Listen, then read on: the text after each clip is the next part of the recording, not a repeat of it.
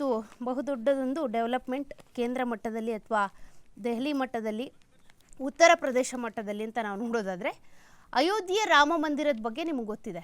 ಅರ್ಧಂಬರ್ಧ ಕಾಮಗಾರಿ ಆಗಿತ್ತು, ಆದರೂ ಕೂಡ ಉದ್ಘಾಟನೆ ಮಾಡೇ ಬಿಟ್ರು ಎಲೆಕ್ಷನ್ ಸಂದರ್ಭದಲ್ಲಿ. ಆದರೆ ಈಗ ಅದು ಕಂಪ್ಲೀಟ್ ಆಗಿದೆ ಕಾಮಗಾರಿ. ಅಯೋಧ್ಯೆ ರಾಮ ಮಂದಿರದ ಶಿಖರದಲ್ಲಿ ಇವತ್ತು ಭಗವಾ ಧ್ವಜಾರೋಹಣ ಇದೆ.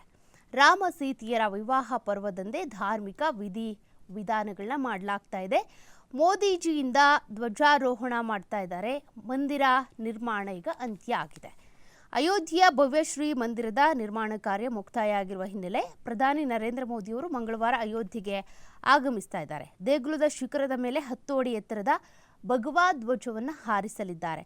ಹಾಗಾದರೆ ಈ ಧ್ವಜದ ವೈಶಿಷ್ಟ್ಯತೆ ಏನು ಅಂತ ನಾವು ನೋಡೋದಾದರೆ, ಶಿಖರದ ಮೇಲೆ ಸ್ಥಾಪಿಸಲಾದಂಥ 42 ಅಡಿ ಎತ್ತರದ ಧ್ವಜಸ್ತಂಭವನ್ನು 360 ಡಿಗ್ರಿ ತಿರುಗುವಂತೆ ವಿನ್ಯಾಸಗೊಳಿಸಲಾಗಿದೆ.